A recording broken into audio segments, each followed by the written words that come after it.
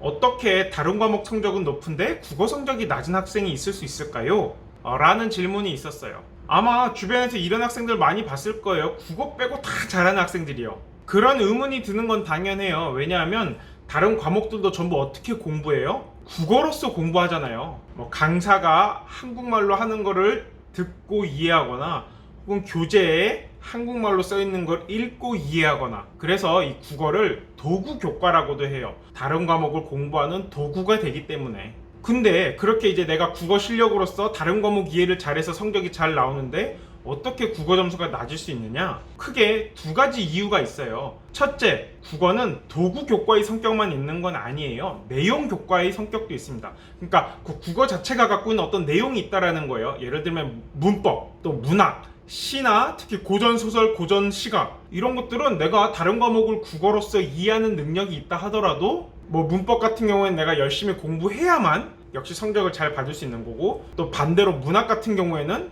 그냥 일반적인 글을 읽고 이해하는 거랑은 완전히 또 다른 사고과정이 필요하다고 보여요.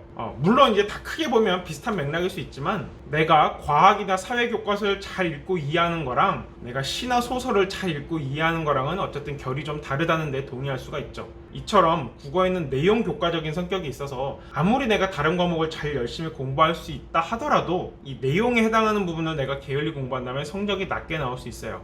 이게 첫 번째 이유. 자, 이제 두 번째 이유가 굉장히 재미있어요. 제가 강연 때마다 얘기하는 게 있는데요. 국어 점수랑 국어 실력이랑 같지 않습니다. 이거 굉장히 잘 이해해야 돼요. 이 국어 점수를 높이는 공부를 해야 되는데 혼자 국어 실력을 높이기 위한 공부를 하는 경우가 있어요. 대표적으로 무슨 책을 읽는다든가 신문 사설을 읽는다든가 등등등. 물론 이런 것들이 국어 점수에 완전히 영향이 없진 않겠지만, 이 수험생이라면 이 국어 점수를 높이는데 아주 크게 신경을 쓰고 집중해야 됩니다. 이 두 개가 다르다고 할 수 있는 여러 가지 사례가 있어요. 첫 번째 사례, 2019학년도 수능뿐만이 아니라 2017학년도 수능도 어려워갖고 막 사회적으로 엄청 논란이었는데, 당시에 교육과학기술부 장관을 지내셨던 모 대학 총장님께서 시험지를 직접 풀어봤다고 인터뷰한 게 있어요. 그랬더니 뒤에 10문항 정도는 아예 시간이 없어서 못 풀었고, 또 푼 것 중에서도 많이 틀렸다. 그래서 제가 그 인터뷰를 바탕으로 막 몇 점 받았나 계산을 해봤더니 42점에서 48점을 받았더라고요. 이게 7등급이에요. 7등급. 적어도 이 유튜브를 보고 있는 학생들이라면 7등급 보기보다는 1등급 찾는 게 차라리 빠를 거예요. 왜냐? 9등급, 8등급, 7등급은 딱히 국어를 막 진지하게 시험 치는 학생들이라고 보기 어려운 경우가 많거든요. 그만큼 이제 국어를 공부하는 친구들 중에서는 7등급이라는 점수 찾기가 좀 어려워요. 그런데 교육과학기술부 장관을 지낸 분마저도 7등급을 받아요. 근데 또 그런 기사들 보고 어떤 기자분들이 이 수능 시험지를 똑같이 풀어봅니다. 2017학년도 수능이에요. 그것도 좀 어려웠어요. 2019학년도만큼은 아니지만. 하여튼 그때 서울대 나와서 기자하고 있는 분 2분, 또 수능에서 1, 2등급 받은 분 2분이 이제 기자 생활도 하고 있는데, 이제 오랜만에 수능을 쳐보니까 어때요? 6등급, 5등급, 5등급, 뭐 6등급 이런 성적이 나왔었어요. 그분들은 도구 교과로서의 국어는 아주 그냥 정상에 오른 분들이에요. 왜냐? 맨날 읽고 쓰고 남들과 토론하고 말하고 뭐 듣고 이런 것들 하잖아요. 그런데 왜 국어 점수가 낮게 나오느냐? 아까도 말했지만 이 내용 교과, 문학이라든가 문법이라든가 이런 것들은 그냥 안 하면 다 까먹어요. 잊혀진다고요. 그러니까 점수가 나오기 어렵고.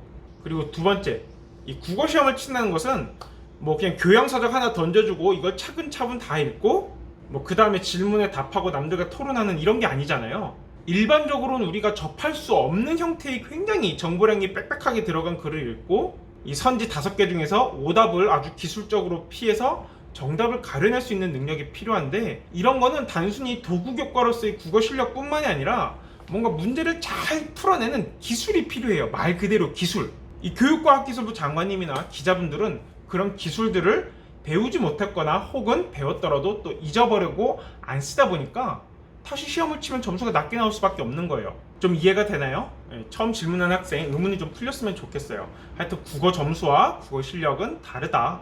참고로 이건 이제 여러분이 사회에 나오면 거꾸로도 알 수 있어요. 이 사람이 좋은 대학 나오고 시험에서 국어 점수 잘 받았다는데 어떻게 이렇게 말하고 생각하고 하는 게 다 개판이지? 이런 생각 드는 사람들을 살면서 많이 만날 수 있어요. 왜 그럴까요? 이 국어 점수가 높았다라는 것은 국어 실력이 좋았다라는 게 아니라 그냥 풀이 기술이 좋았다라는 것을 뜻하기 때문에 그렇습니다. 이 문제 풀이 기술은 누구나 이 적절한 교재나 강의로 훈련을 하면은 다 올릴 수가 있어요. 그런데 그게 곧 그 사람의 생각의 건전성을 이야기하거나 혹은 말하거나 듣는 능력을 의미하는 건 전혀 아니다 라는 걸 알아두면 좋겠습니다.